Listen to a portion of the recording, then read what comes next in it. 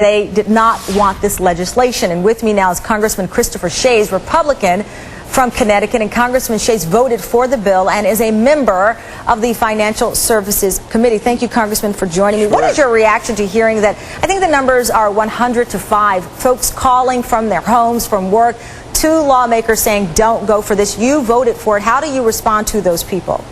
Well, I mean, this isn't about Wall Street. It's about Main Street. It's about making sure that people's loans that they need to get for their college-age kids are available, that the savings they have for their college-age kids are available, that businesses have the resources that businesses need to be able to pay their employees and to fill the shelves on their stores and so on. So that's what it's about. I have a lot of constituents who are very angry. They would like Wall Street to feel a lot of pain. I even have some constituents who probably would be willing to be on a breadline just to see Wall Street suffer. But I'm not going to go down that road of destroying Main Street to satisfy people's dislike of Wall Street. You said yesterday that, quote, Nancy blew it, referring to the House Speaker. Yeah. Explain to us how that would change the vote. I mean, you heard Barney Frank say, yeah, there were hurt feelings, but he believes House Republicans put those hurt feelings before the American public. Well, let me say that we only have one speaker, and that is Nancy Pelosi. She is the Speaker of the House. And there are times when the Speaker of the House has to bring both sides together, not divide. She basically challenged Republicans' patriotism. She attacked President Bush and all of his economic policies.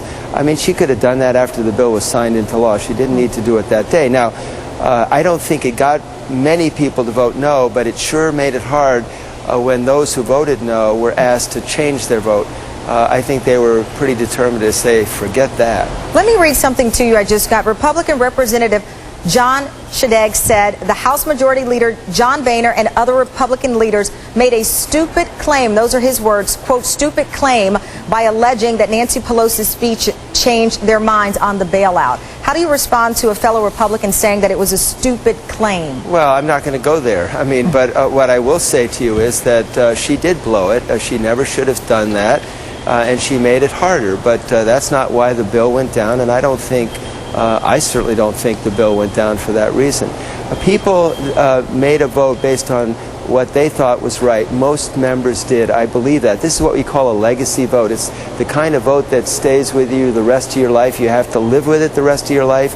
And it's the kind of vote where you don't try to twist arms. You just try to convince people of your position and then let the votes go where they go. So what kind of convincing do you think would be effective as we move ahead so that an agreement is reached? Well, I mean, it's only 12 votes. It's not like this bill was defeated overwhelmingly. But it was 12 votes you couldn't get yesterday. Well, it was 12 votes we couldn't get yesterday, and things happened today, and things will happen tomorrow. We're getting more calls now supporting the bill than we did in the past. Not a majority, but, you know, people are starting to wake up and say, you know, this may impact me, and I don't want to see Wall Street go down just to satisfy me if I go down too. But the bottom line is this. I think the bill could pass in its present form. I think it could be slightly amended.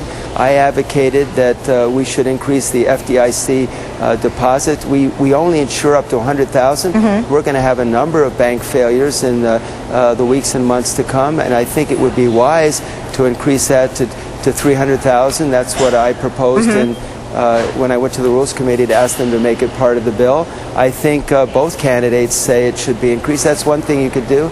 You could have the SEC decide to deal with the mark-to-market issue. And if they did that, I bet you'd get 50 votes for this bill. So there are things the administration can do as well. All right, Congressman Shays, thank you so much for your time and your explanation of what's happening here. In just a